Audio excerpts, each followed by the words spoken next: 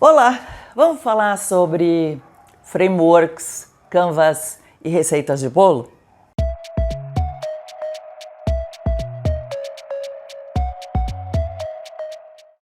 Bom, uma coisa que acontece quando a gente faz a transição de carreira e está aprendendo uma nova profissão, ou a profissão, às vezes é uma evolução daquilo que você já é, né? Se você é designer gráfico, você vai para UX design, você está fazendo uma sutil mudança, né?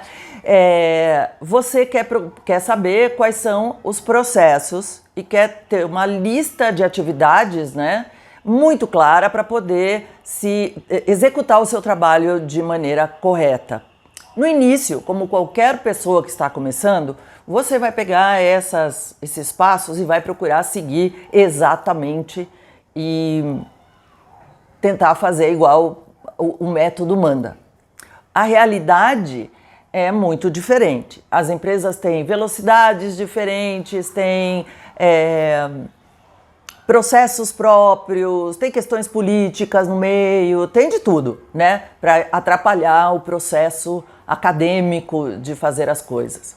Eu vejo, por exemplo, que muitas pessoas, sociólogos, antropólogos, que vão se tornar UX researchers, entram em crise quando veem que os trabalhos têm que ser feitos num período de tempo muito curto. Então, entram em choque, porque na academia a gente tem muito mais tempo para fazer as pesquisas e usar o método em todo o seu potencial. Enfim, isso não desmerece o trabalho que é executado, eu diria quase que às pressas, para poder resolver questões que a empresa tenha. Mas o mais importante aqui é o seguinte: você ter o processo é a parte 1, aprendeu, viu o que funciona e o que não funciona, você vai criar o seu próprio processo. É como se você tivesse uma receita de bolo e você seguisse a receita de bolo no início e um belo dia você dissesse, é uma pitada de sal. Quantas gramas tem uma pitada de sal? E é mais ou menos uma xícara. E aí você põe a sua xícara no olhômetro e vai fazendo o seu bolo ou a sua receita ali. E sai bom, mas é o seu jeito de fazer aquele bolo que tem uma receita dogmática num livro. É diferente, né? É o seu bolo versus o bolo ideal dali. Isso é uma coisa que acontece profissionalmente falando. Isso é uma coisa que a gente percebe com o amadurecimento das pessoas. Porém, o que eu percebo é que existem algumas práticas, e aí é o meu ponto, existem algumas práticas, como por exemplo, frameworks, mapa de empatia, business, não sei o que, canvas, business model canvas, etc. Quando você olha, as pessoas, o que elas estão fazendo é, sem nenhum compromisso, preenchendo campos em branco para dizer que fizeram alguma coisa. Muitas vezes, e aí é o outro ponto dessa questão, sem ter feito nenhuma pesquisa.